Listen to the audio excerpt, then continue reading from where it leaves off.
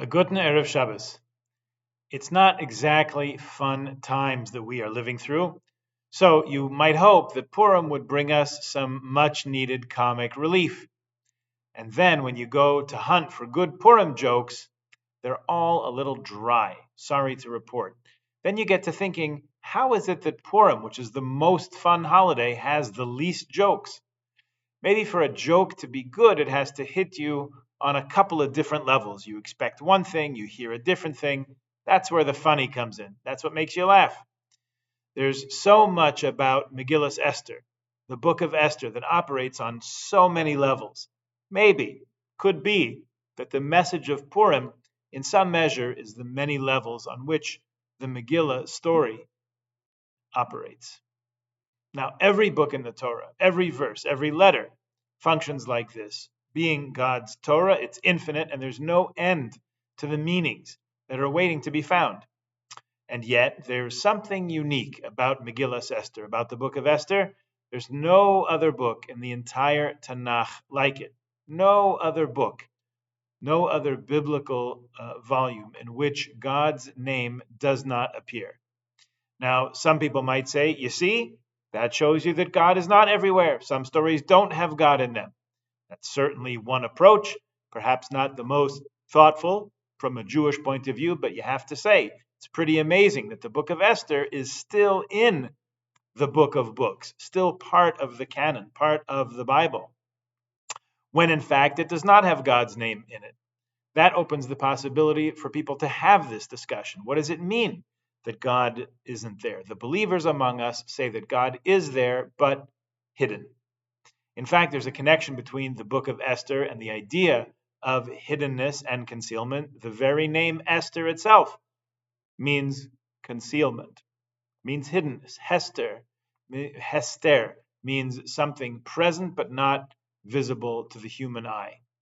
The Talmud, the Gemara in Chulin, asks about the meanings of a few names. It asks about the name of Moshe and of Mordechai and Esther and Haman.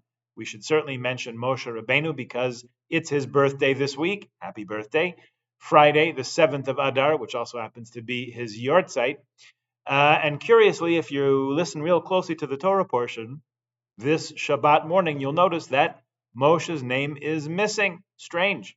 In the 5 books of Moses, to have an entire parsha from Shemot, when Moshe is born, to have until the end, to have a portion where Moshe's name is absent, that has to make us wonder. But that Gemara in Chulin asks about all these names, presumably because they were not the person's real names. Moshe, of course, is an Egyptian name given by Pharaoh's daughter. It means I took him out of the water.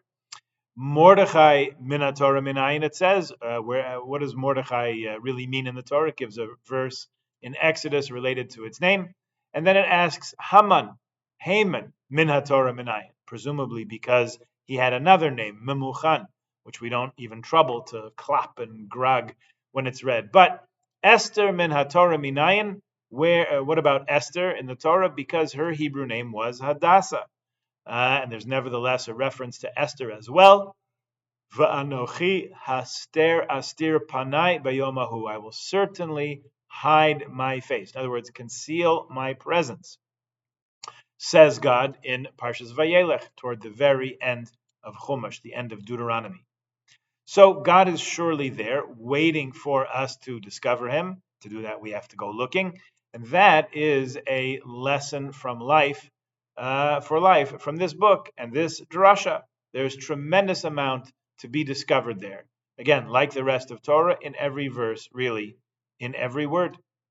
The book of Esther, Megillas Esther, opens with the words, Vayhi b'yamei Achashverosh, hu Achashverosh, hamolech mihodu vad kush, sheva ve'esrim u'me'a medina. It was in the days of Achashverosh, he was Achashverosh, who ruled from India to Ethiopia, 127 lands. When a story starts with the phrase Vayhi b'yamei, and it was in the days of, it indicates that no good is to come. In fact, very unsettling and scary things are to come. There are numerous other examples of this scattered throughout Torah, And the Midrash notes that the first syllable of Vayihi Biyamei is Vai, as in Oy Vei, it's going to hurt. By contrast, Achashverosh, as so many things in this Megillah, is something of a joke. Artaxerxes, maybe, is how history knows him. Artakshacha in Persian. And the Jews, of course, with our classic sly sense of humor, called him Achash Berosh, a headache, because his personality was so mercurial, his behavior so arbitrary, you got a headache trying to figure out how to conduct yourself during his reign. Who Achashverosh? You know, that Achashverosh. What do you mean? What do you mean that Achashverosh? We never heard of any other one. Who are we going to confuse him with? Well, you might actually confuse him with himself, because you might not know which Achashverosh you were talking to. Because, says Midrash Rabbah on this verse, he's someone who killed his wife because of his friend, and then killed his friend because of his wife. See, in a few verses, we're going to learn that he had his queen, Vashti, who was the daughter of Belshazzar, as in the feast, the writing on the wall, Rembrandt, and all that. He had her killed because Haman, his right-hand man, talked him into it. And later on in the same story, spoiler alert, the Jews come out on top, that same Achashverosh has that same Haman killed because his new wife, Queen Esther, insisted upon it.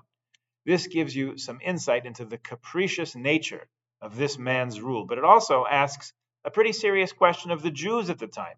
They felt secure because they would be okay, because look, the guy has a Jewish wife. He must love the Jews. Maybe the best friend we ever had.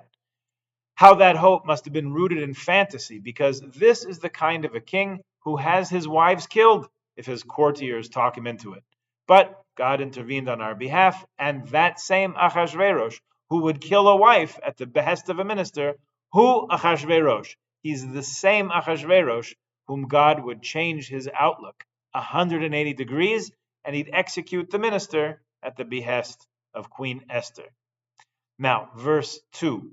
Bayamim ahem, it says, Kesheves hamelech Achashverosh al kisei malchuto asher b'Shushan habira. In those days, King Achashverosh occupied the royal throne in Shushan, the capital city. The king had a considerable population of Jews living in his kingdom because of the destruction of the temple and the exile from Israel some 70 years before. Achashverosh thought that the Jews would return to a rebuilt Jerusalem after 70 years, which coincided with the third year of his reign.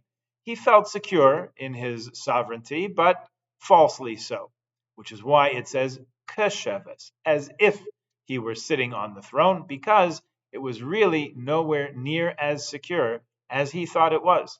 In fact, his horoscope guys told him that a Jew would take his crown from him, but it hadn't happened in 3 years, so he figured it isn't going to happen.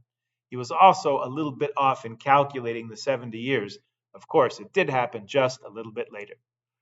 But Achashverosh felt so expansive, so self-congratulatory, that he made himself a jubilee banquet, inviting the Jews to partake with a humiliating element to the whole affair. The banquet was served in and on the service vessels from the temple in Jerusalem, which by Jewish law should only be used in a state of purity, only by Kohanim, and of course, only in the temple in Jerusalem.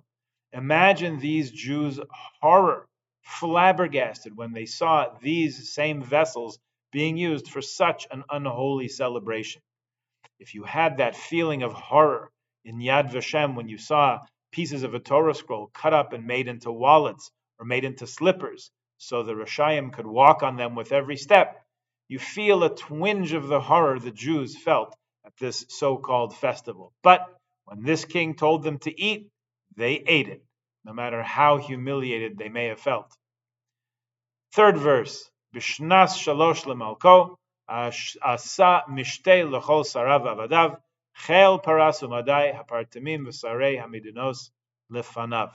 In the third year of his reign, he made a feast for all his nobles and servants, the army of Persia and Media, the sheiks and nobles of the lands before him. Sarei medinos lefanav could be the satraps of the land before him, meaning immediately adjacent, meaning the invitations went out And when they reached the closest neighbors first, who they came first, they ate, they partied, they moved along. And only when the further away ones got their letters, got their invitations, remember, this was a long time before WhatsApp, then they packed up and schlepped in for the party. They came later. This whole affair lasted a half a year. Another meaning of Sarei Hamedinos Lefanav could mean those who preceded him, those who came before chronologically. In the first year of his reign, when he was busy consolidating power, he kept his predecessors and potential rivals for power at arm's length. He didn't want to let them, even into the capital city. Now that he felt he was all set, he could even seem magnanimous and gracious as he invited them too to enjoy in all his splendor and wealth. Come enjoy a nice kiddush. So, verse number 4, Behar oso es osher kavod malchuso, ves yikar tif'eres gedulaso, yamim rabin shmonim u'ma'as yom. He showed them the glorious wealth of his kingdom, which continued for a long time, 180 days. Logically, you might think that it doesn't make sense for a king to dine with those lower down in the hierarchy. A king wants to preserve the sense of royal remove, not lower himself or herself to eat with those kind of people. I read this week that Montgomery never dined with subordinates. But in the same Medrash, Rav and Shmuel, in Medrash Rabbah, in the second chapter, explained that this is exactly Achashverosh's intention. He made it so lavish, so imposing and impressive.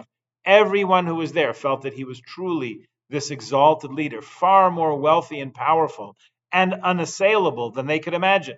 So any thoughts of rebellion they might have had against him would dissipate and blow away in the wind. And this, says the Al-Sheikh HaKodesh, Rabbi Moshe Al-Sheikh, the late 1500s, student of Rabbi Yosef Karo. This is where we have to remember the ruling in the Mishnah. HaKores HaMegillah Lemafreya Lo Yatza. If you read the Megillah out of order, you missed the point. You have to read it from the beginning, from these verses we've mentioned here about Achashverosh and his banquet and his wives and his treasures and his vanity. You have to read and understand each detail of the story, because only then will you appreciate the great miracles, the great salvation that God made for us to save us from the planned genocide that Haman's twisted mind was busy hatching while all this partying was going on. See, it's a very powerful thing that the sages who were deciding which books would be included in the Bible and which would be left out, that they left this in. Again, a person could easily make a mistake and say, hey, isn't it ironic how things work out? Isn't it lovely? The Jews managed to survive this whole thing. They would miss the point that each and every step of the way, each detail of the tale is moving the whole thing forward to the heretofore inconceivable climax where the chief plotter himself, Haman, and his retinue are executed, hanged on the very same gallows that they built to exterminate the Jews. A person could read all that and say, hey, nice coincidence, and miss the far deeper message that God takes care of us even when we don't see it in front of our faces, in the form of a splitting sea or a mountain with thunder and lightning. And the point that Purim wants to make with us is the same thing in every age. We could look at the world around us and say, hey, nice place. Or we could realize, and we realize when we train ourselves to realize, that there is much more than meets the eye. There's a design, there's a direction to history, there's meaning in every moment, there's something valuable and even redemptive in every action, every seemingly insignificant moment. Our task is to stay true to who we are as a people and as individual Jews, never lose sight of our connection to our people and to our God, and keep our eyes focused on the big picture of redemption ahead, even as we pay attention to every detail. Because we have to remember that every king, every exile, every banquet we've ever been invited to is a double-edged sword. Today, they seem to be taking care of us, and they have our best interests at heart.